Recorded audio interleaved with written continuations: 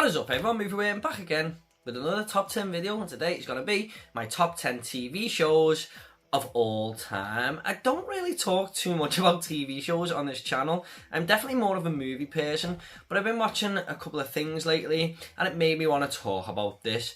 Now, I have not seen as much TV shows as a lot of other people. People out there just seem to be watching all sorts, watching episodes of everything one night and stuff, and oh, I've just finished this, so I'm going to binge this one. I tend to watch a TV series, then have a little bit of a break with a load of movies, and then start a new one. So if your favourite TV show is not in this list, it might be because of that reason, but I do have a couple of honourable mentions as well.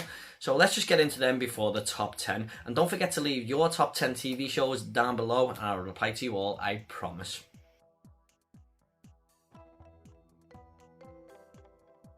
First up for the honourable mentions is going to be The Mandalorian.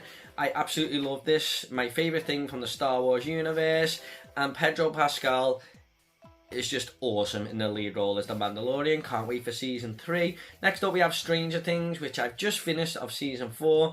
This does have potential to make the top 10 in future, but it's just not quite there yet for me. However, I did think that last season was absolutely incredible. My favourite season of the 4. I can't wait for the final one.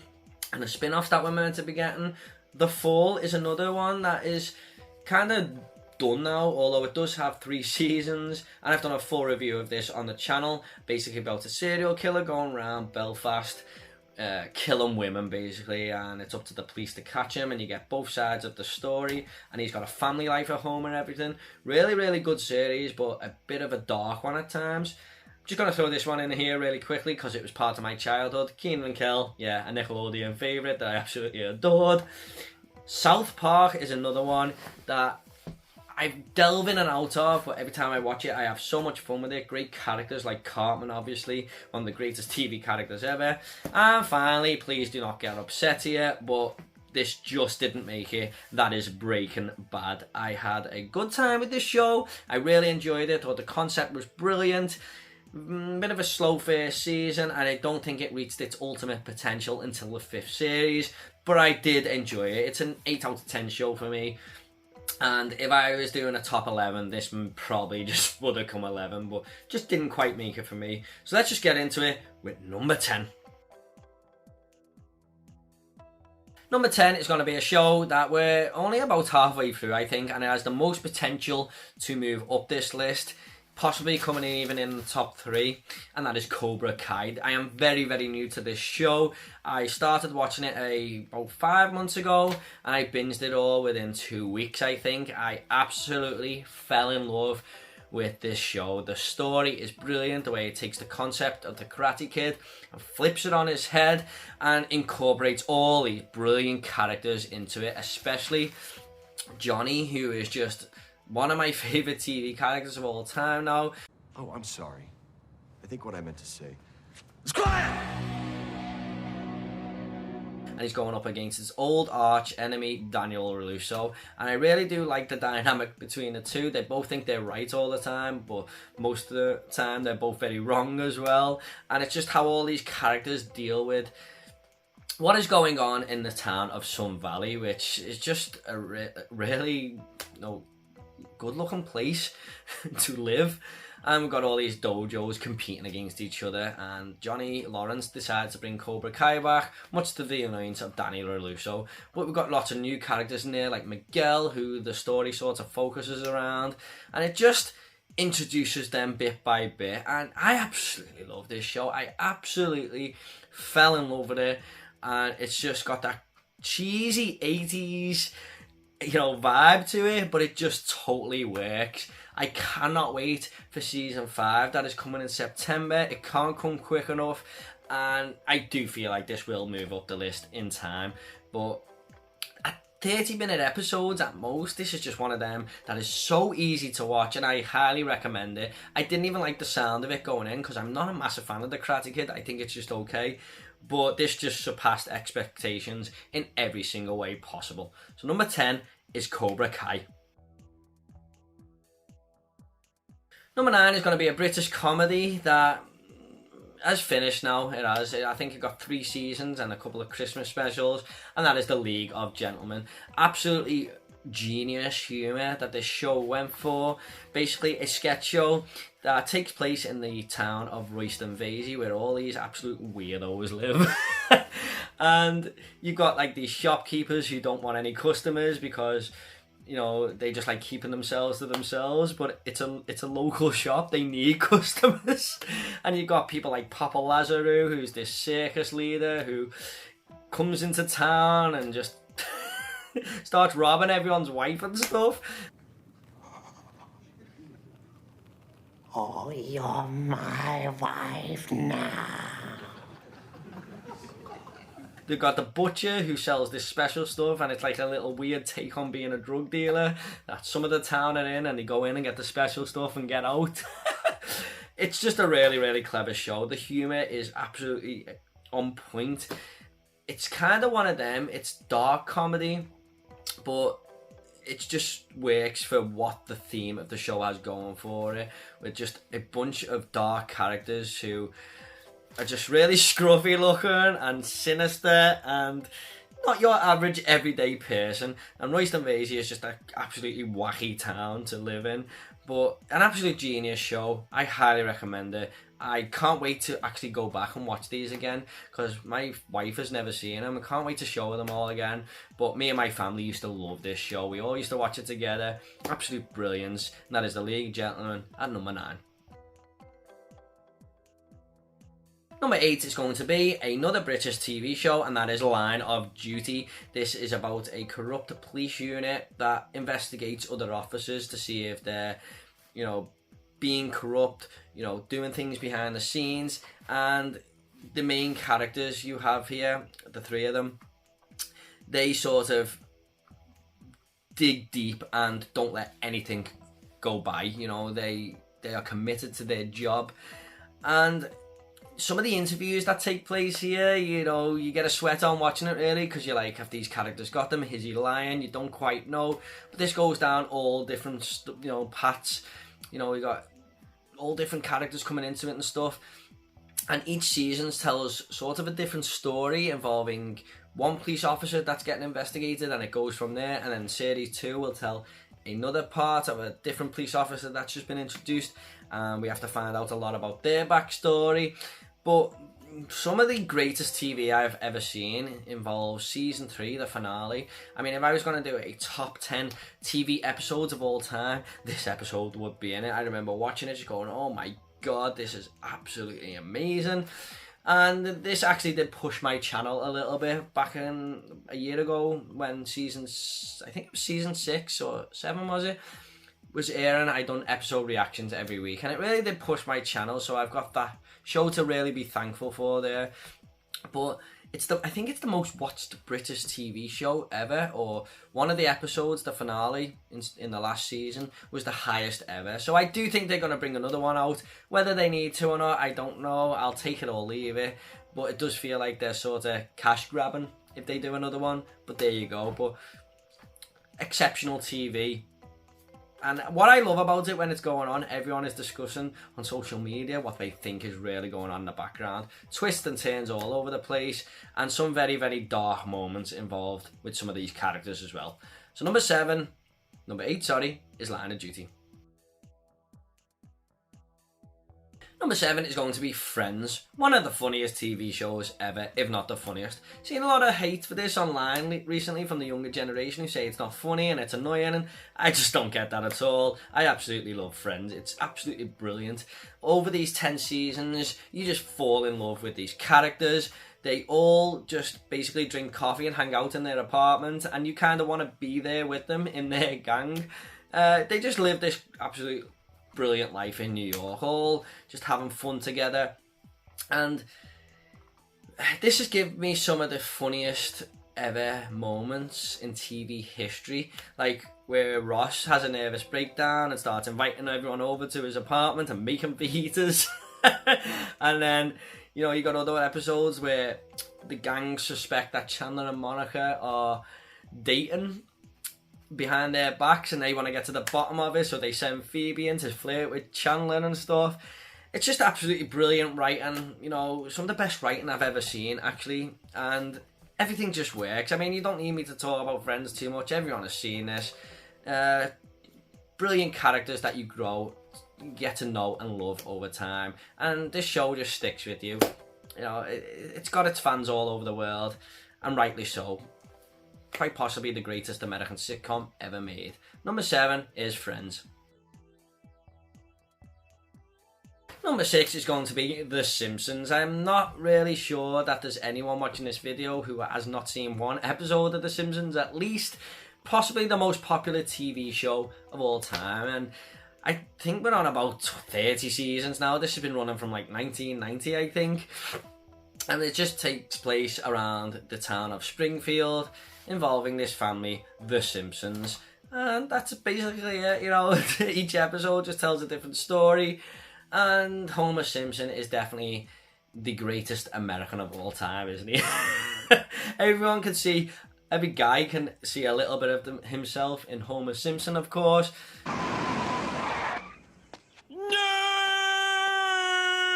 But it's just a really funny program, very, very cleverly written, kind of like Friends, where the writing is just on point.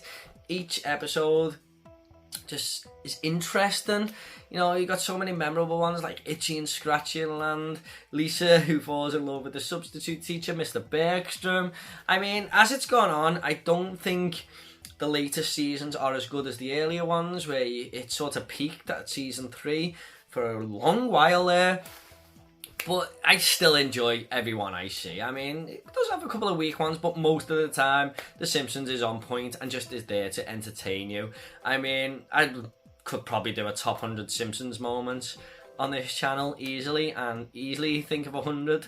So, for me, The Simpsons has to be in there, and I'm sure it's in a lot of other people's top 10s as well. Number 5 might be a little bit of a surprise for some people, this, and maybe they didn't see it coming on this list, but number 5 for me is Bates Motel. This is a modern take on the Psycho movie that I could not take my eyes off, because there's such a mysterious aspect to the characters in this. You don't quite know where it's going all the time. So you got Freddie Highmore playing Norman Bates, a young Norman Bates here, who's living with his mother, played by Vera Farmiga. And basically, it goes from there. They're running the motel there, and they've got the house, the famous house just behind it. It's all very, very set out like the movie Psycho from Alfred Hitchcock. And Freddie Highmore really does get inside your head. I mean, you can't... It's an absolutely exceptional performance from both of them. But people are dying around them and stuff, and... you know, you sort of know it's him, but, you know, he's just so sly and sinister with what he does and how he gets away with things. And his mother, played by Vera Farmiga, is just always, they're always at it, you know, arguing back and forth, and then next minute they're in love again, and, you know, he's a little mummy's boy, and then next minute they're back and forth again. And we also have more family members in here. So Norman actually has a brother in this, Dylan, and, you know, we hear more about his backstory with his father and stuff. But this spans over 5 seasons, and it's just a really, really clever TV show. I absolutely fell in love with this, and I highly recommend everyone gives this a go, especially if you're a fan of the movie Psycho. So number 5 for me is Bates Motel. The only thing I will say, I do think it's a season too long. The season 4 is kind of weak, but it does pick it up again in season 5. So, Bates Motel, number 5. Number 4 is going to be a show that I only watched for the first time a couple of years ago, and that is Black Mirror. Wow. I can't quite get my head around how clever and genius this show is. Each episode is a totally different story, so it's basically an anthology series, and it kind of takes the aspects of sci-fi and horror and mixes them together in almost virtually every episode. There's so many dark story paths here that, you know, they stick in your head afterwards for such a long time, and it leaves you with a bad taste in your mouth sometimes, but you just know you've watched a genius piece of television. Some of my favourite episodes here include San Junipero, which kind of really reminded me of a David Lynch movie. I could have swore that he directed that episode. And we've got other ones like Crocodile, which is one of the most darkest episodes of TV I have ever seen. It's just a genius show, it really is. And I hope we get another season. The last season only had 3 episodes, but it was brilliant. It took its time. And I've actually done a ranking of every episode of Black Mirror on this channel. I'll leave the link down below. It's one of my earlier videos, but I had such a fun time doing that. Each episode just gives you something different. Highly, highly recommend this show. It's absolutely unbelievable. It really is. So number 4 is Black Mirror. Number 3 is going to be Game of Thrones. Now, everyone just seemed to be watching this at the same time, didn't he? Every time an episode aired, everyone would be talking about it. The next day in work, on social media, everyone just was in a Game of Thrones, routine, weren't they? When these aired every single week, when one came on, everyone would watch it. And for good reason as well. This has so many different characters in this show, but you latch on to nearly every single one of them for reasons that you like them, for reasons that you hate them and despise them, because there's so many sinister characters in this. It's a dog-eat-dog world in Game of Thrones, all centered around dark fantasy. And some of the things that happen in this, it just takes TV to whole new levels with the gore, the violence. There's no emotion from anyone. No one shows anyone any compassion. And this is basically about 4 families who believe they are the rightful heir to the throne, and they're all battling it out to get there and get this power. But some of the greatest episodes of TV ever here. We've got the Battle of the Bastards, the Red Wedding. I mean, when I seen that, I just... when you watch the credits after a show because you're just thinking about what you've watched and you can't take your eyes off it? That's what happened in there in season 3. Just an absolutely unbelievable program, and it's probably left with a sour taste now because everyone hated season 8. I didn't mind it, but I did not like the way it ended. I just couldn't get on board with that last episode.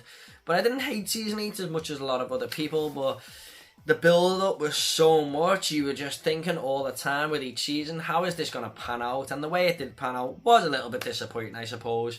But still, for me, it's still one of the greatest TV shows ever made. It has to be in here. Number 3 is Game of Thrones. Number 2 is going to be the most underrated TV show of all time, in my opinion, and that is Fargo. Now, you may have heard of the movie from 1996, and this sort of takes that and puts its own little spin on it. Now, each series here is a different story. So in this first series, we've got this guy played by Martin Freeman who accidentally kills his wife and tries to get away with it. The police are coming to ask him questions, and I don't want to say too much, but it goes down very, very dark routes, and he crosses paths with the hitman, Billy Bob Thornton, who's amazing in this show. Heck, you're so sure about it, maybe you should just kill him for me.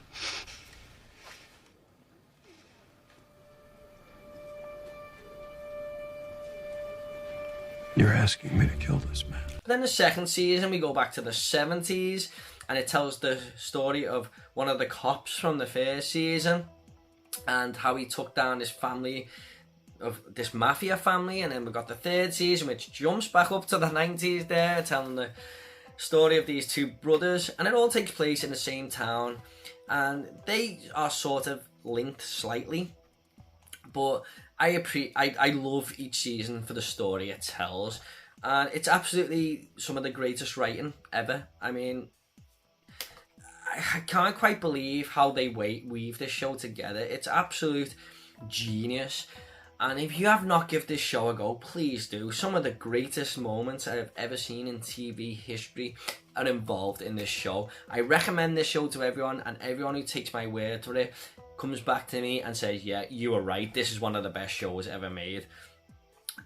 For me to put this above Game of Thrones says it all. You've got to give Fargo a go, trust me. So number 2 is Fargo.